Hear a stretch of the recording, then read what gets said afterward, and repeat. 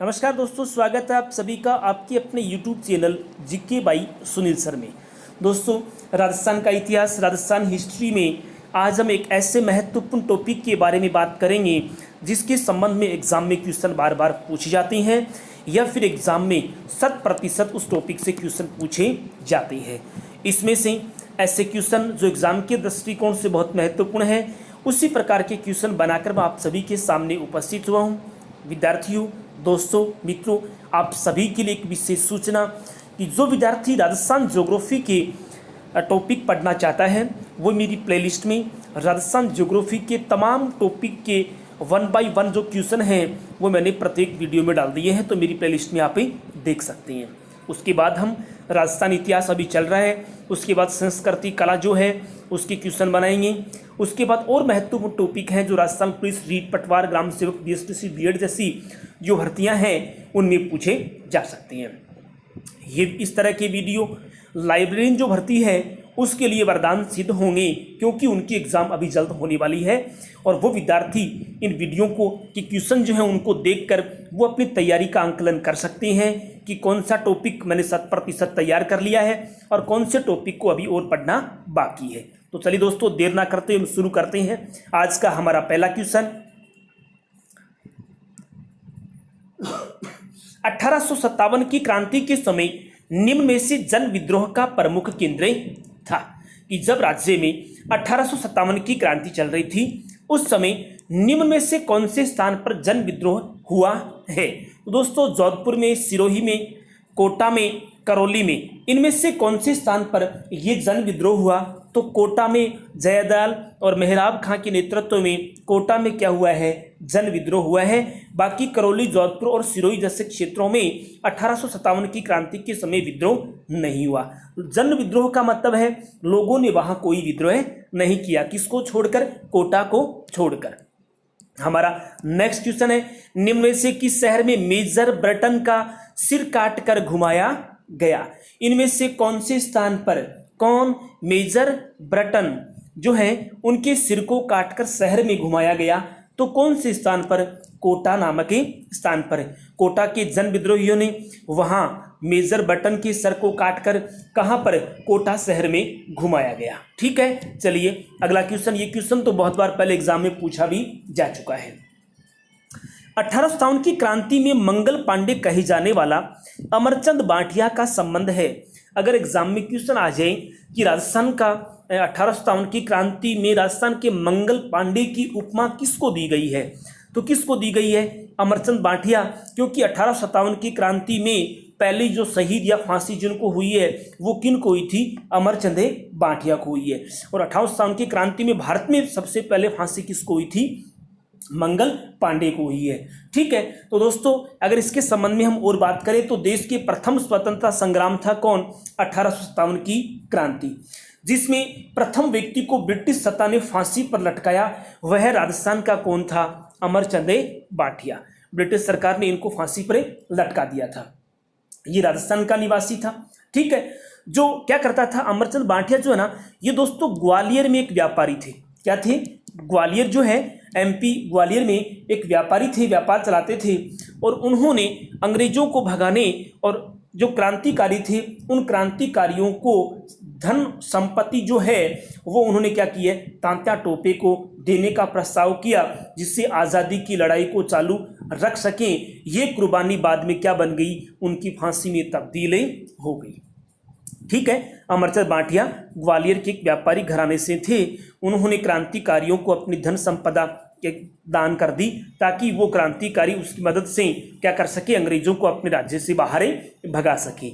इसी वजह से अंग्रेजों ने अमरचंद बांटिया को फांसी पर लटका दिया गया।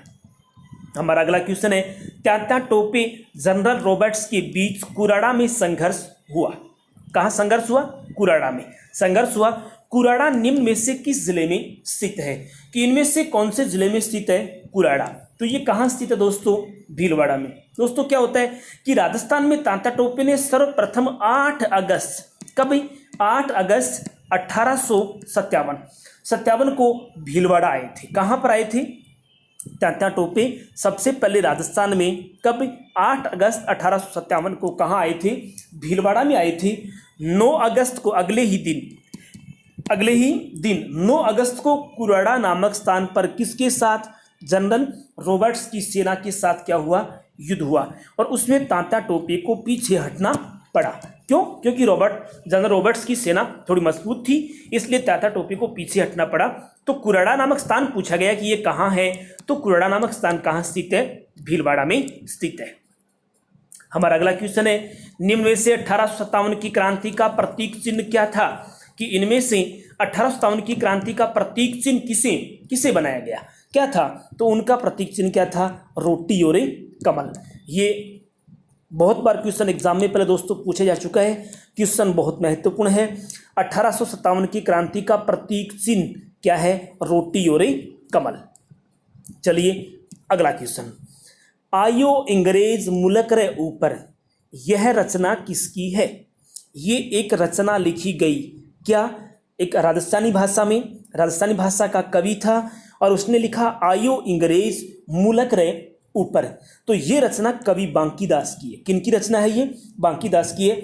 कवि बांकीदास ने दोस्तों क्या किया था, अपनी कविताओं के माध्यम से शासकों की अंग्रेजी तो दास्तावरती थी उसको धिकारा, उसको कोसा, क्योंकि राज्य के कुछ शासक ऐसे थे जिन्होंने अंग्रेजों का साथ ही दिया, और उसी के ऊपर बांकीदास ने बहुत सी कविताएं लिखी, उनको धिकारा, उनको कोसा कि आप इस राज्य के निवासी होने के बाद भी आप इनको नहीं भगा रही हैं और इनका साथ ही दे रही हैं। साथ ही जनता को फिरंगियों के विरुद्ध शस्त्र उठाने के लिए आह्वान भी किसने किया था, कवि बांकीदास ने अपनी कविताओं के माध्यम से।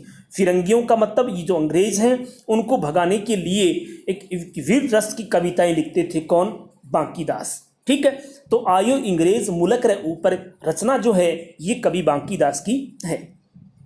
अगला क्वेश्चन, लॉर्ड विलियम बेंटिंक द्वारा सबसे पहले एजीजी का कार्यालय कहाँ स्थापित किया गया। दोस्तों याद रखना, एजीजी का मतलब है agent to governor general, agent of governor general है।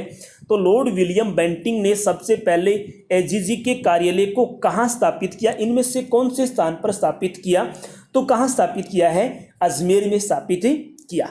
दोस्तों राज्य में इनका जो कार्यालय है वो 2 स्थान पर था, एक अजमेर और दूसरा माउंट आबू में स्थित था। कहाँ स्थित था, माउंट आबू में। ग्रीष्म काल में ये लोग माउंट आबू में अपना कार्यालय चलाते थे और शीतकाल में अपना कार्यालय कहाँ चलाते थे, अजमेर में चलाते थे। अगला क्वेश्चन है, तात्या टोपे 1857 की क्रांति के समय कितनी बार राजस्थान आए। तात्या टोपे जो हैं वो 1857 की क्रांति के समय राजस्थान में कितनी बार आए हैं, तो दोस्तों याद रखना वो राजस्थान में कितनी बार आए थे, 2 बार आए थे। ठीक है, तात्या टोपे का पहला मुकाबला जनरल रॉबर्ट से कौन से स्थान पर हुआ था, अभी हमने बात करी थी कुराड़ा नामक स्थान पर। कब, 9 अगस्त को। आए कब थे, 8 अगस्त 1857 को आए थे। पहला तो जनरल रॉबर्ट्स के साथ उनका सामना हुआ था कुराड़ा नामक स्थान पर, और दूसरा मुकाबला कर्नल होम्स के साथ कहाँ हुआ था, सीकर में हुआ था। तो तात्या टोपे राजस्थान में कितनी बार आए हैं, 2 बार आए हैं, और ये क्वेश्चन भी एग्जाम में बहुत बार पहले पूछा जा चुका है। ठीक है, चलिए अगला क्वेश्चन, मुगल बादशाह बहादुर शाह जफर की सहायता के लिए किस रियासत ने अपने सैनिकों को दिल्ली भेजा। मुगल बादशाह उस समय कौन, बहादुर शाह जफर की सहायता के लिए राजस्थान की कौन सी रियासत ने अपने सैनिकों को दिल्ली भेजा, क्योंकि मुगल बादशाह बहादुर शाह जफर कहाँ के शासक थे, दिल्ली के थे, और उनकी सहायता के लिए निम्न में से कौन सी रियासत ने भेजा, तो टोंक जो रियासत है उसने अपने सैनिकों को मुगल बादशाह बहादुर शाह जफर की सहायता करने के लिए कहाँ भेजा, दिल्ली भेजा। ठीक है, चलिए हमारा अगला क्वेश्चन है, तात्या टोपे को उनके किस सहयोगी ने धोखे से नरवर के जंगलों में अंग्रेजों को पकड़वा दिया। दोस्तों याद रखना, तात्या टोपे हैं उन्होंने अंग्रेजों के सामने समर्पण नहीं किया था, उनको तो उन्हीं के मित्र ने क्या किया था, धोखे से नरवर के जंगलों में अंग्रेजों को पकड़वा दिया था। वो धोखेबाज कौन था, तो वह धोखेबाज कौन था, मानसिंह नरूका। ठीक है, देखो दोस्तों क्या था कि तात्या टोपे को नरवर के जागीरदार कौन, नरवर जागीर थी, नरवर क्या थी, जागीर थी, और उसके जागीरदार कौन थे, मानसिंह नरूका की सहायता से नरवर के जंगलों में पकड़ लिया गया। अंत क्या हुआ था?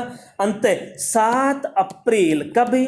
7 अप्रैल 1859 ईस्वी को किनको फांसी दे दी गई? तात्या टोपे को फांसी दे दी गई। ये क्वेश्चन भी एग्जाम में पूछा जा सकता है कि तात्या टोपे को फांसी कब दी गई? तो 7 अप्रैल 1859 ईस्वी को तात्या टोपे को फांसी दे दी गई। कहाँ पकड़े गए? नरवर के जंगलों में। किसने पकड़ाया? मानसिंह नरूका ने उनको पकड़ाया। वो कहाँ के जागीरदार थे? तो वो नरवर के जागीरदार थे। चलिए हमारा अगला क्वेश्चन है,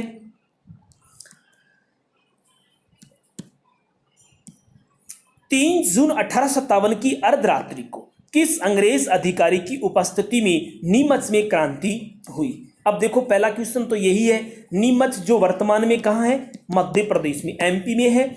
वहां पर क्रांति कब हुई? तो वहां पर क्रांति होती है 3 जून 1857 ईस्वी को। ठीक है, इनमें से कौन से अंग्रेज अधिकारी की उपस्थिति में हुई? तो उस समय वहां अंग्रेज अधिकारी कौन थे? कर्नल अबोट थे। कौन थे? Colonel Abbott. देखिए सबसे पहले राजस्थान की नसीराबाद छावनी में, कहाँ? नसीराबाद छावनी में क्या हुआ? क्रांति की शुरुआत हुई।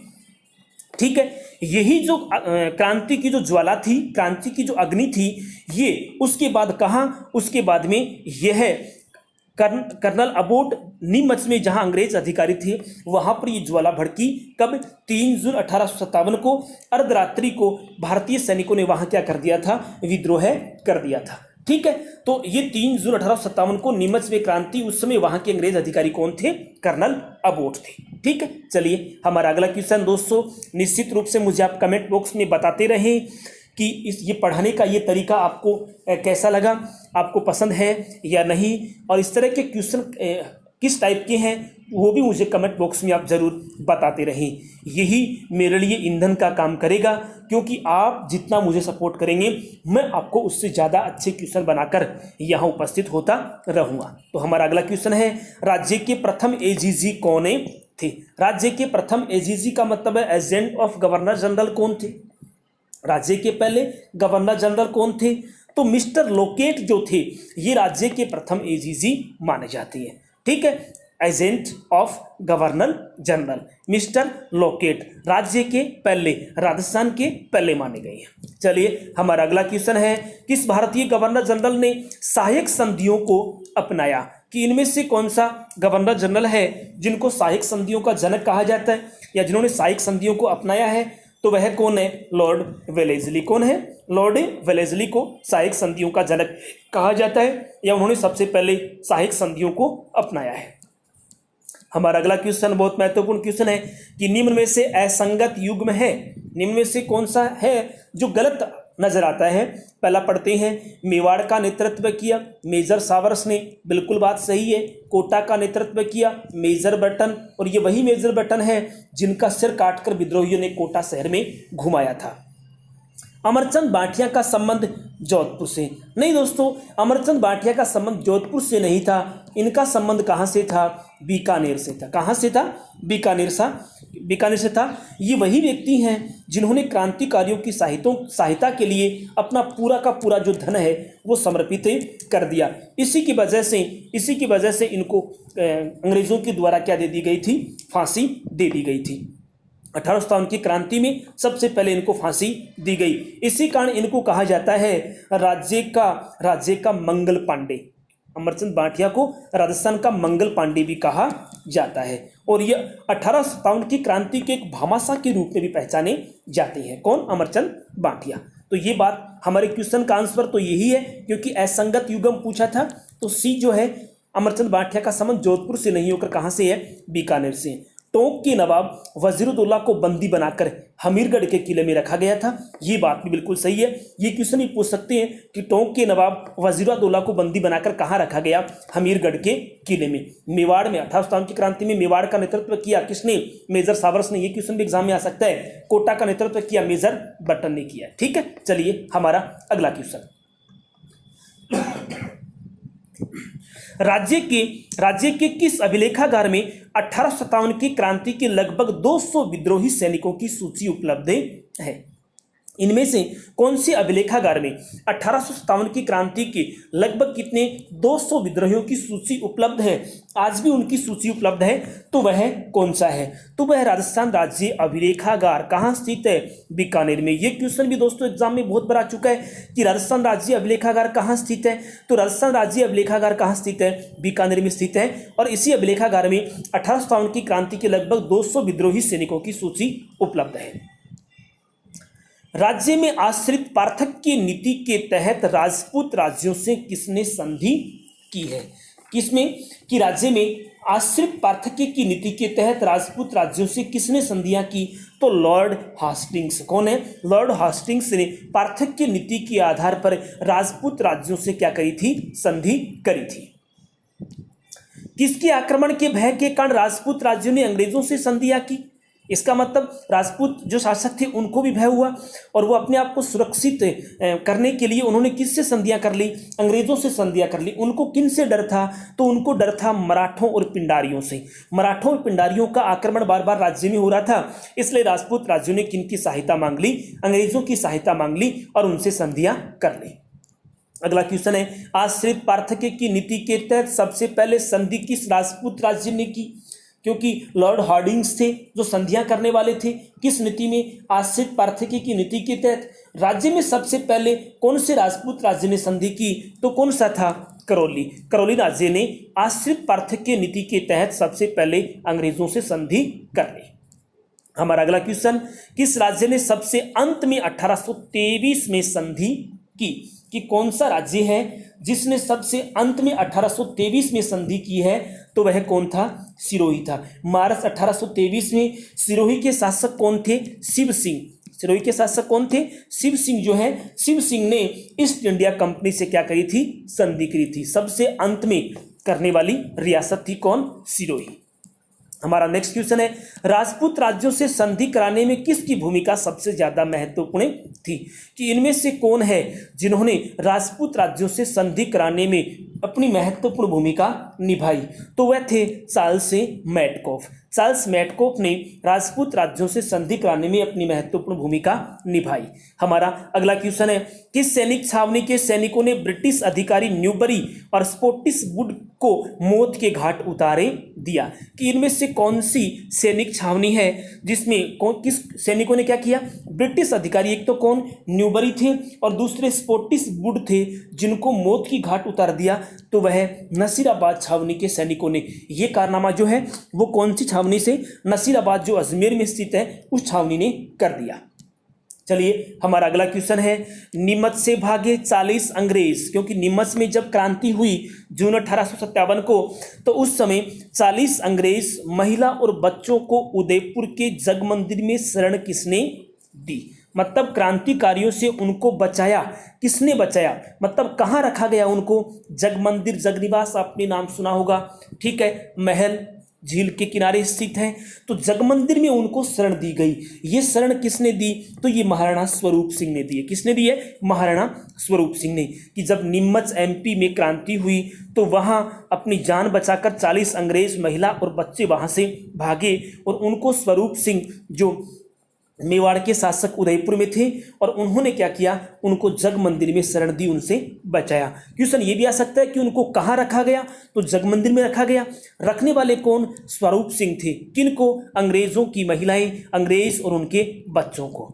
चलिए अगला क्वेश्चन है, 1857 की क्रांति की लोक देवी मानी जाती है जिसकी मूर्ति को अंग्रेज कहाँ से लाए थे? अजमेर से लाए थे, ठीक है, अजमेर ले गए थे।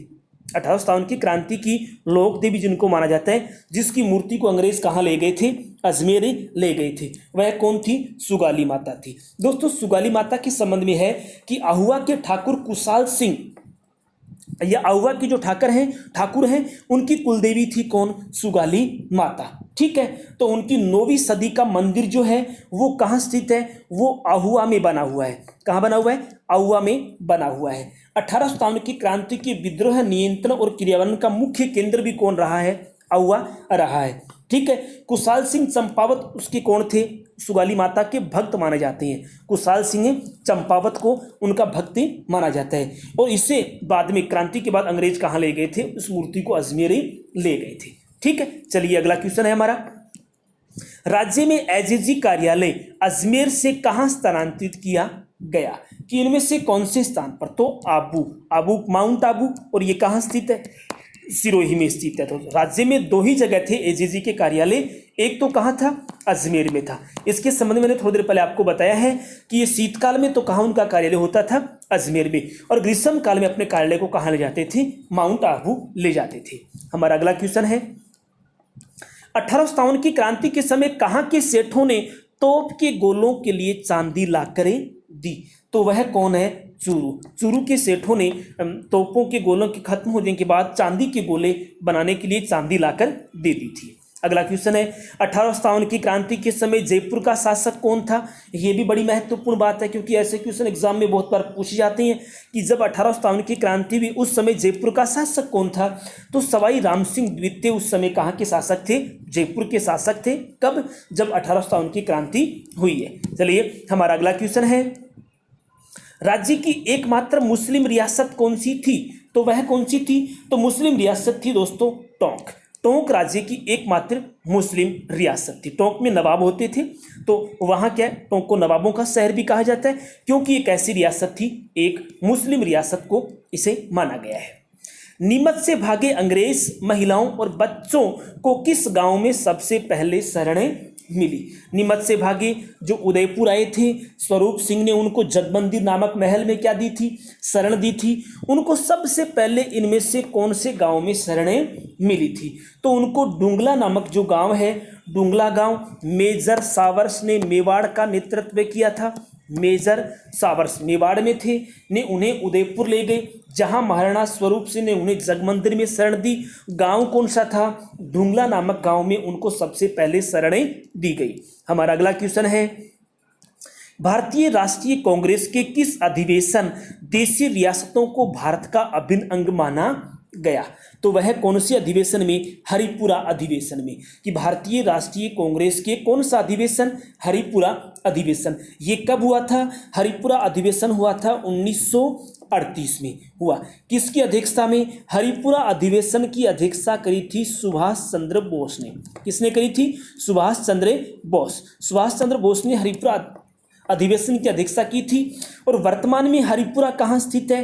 तो हरिपुरा कहाँ स्थित है? गुजरात में स्थित है। कहाँ स्थित है? गुजरात राज्य में स्थित है। तो भारतीय राष्ट्रीय कांग्रेस ने हरिपुरा अधिवेशन में देशी रियासतों को भारत का अभिन्न अंग माना गया। अपने आप में क्वेश्चन दोस्तों बहुत ज्यादा महत्वपूर्ण है, ऐसे क्वेश्चन ही एग्जाम में पूछे जाते हैं। चलिए अगला क्वेश्चन, निम्न में से किस प्रजामंडल का गठन सबसे पहले हुआ? निम्न में से कौन से प्रजामंडल? क्योंकि दोस्तों अब अगला जो वीडियो है वो राजस्थान के प्रजामंडल आंदोलन से संबंधित क्वेश्चन होंगे। यहाँ मैंने लास्ट क्वेश्चन प्रजामंडल का दिया है। तो प्रजामंडल कि निम्न में से किस प्रजामंडल का गठन सबसे पहले हुआ? तो जयपुर प्रजामंडल का गठन सबसे पहले हुआ है 1931 ईस्वी में। कौन? जमना लाल बजाज, जमना लाल बजाज तथा कौन?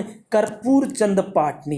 कौन है? कर्पूर चंद पाटनी के प्रयासों से जयपुर प्रजामंडल की स्थापना की गई। तो कितने क्वेश्चन एक साथ है? जयपुर प्रजामंडल की स्थापना कब हुई? 1931 में। राज्य का पहला प्रजामंडल कौन? जयपुर।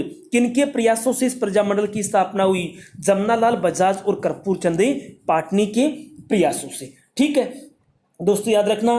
किंतु अपनी स्थापना के लगभग ये 5 साल बाद ये संगठन क्या हो गया? निष्क्रिय हो गया था। ठीक है, इसकी संपूर्ण गतिविधियां खाद्य उत्पादन तक सीमित रह गई।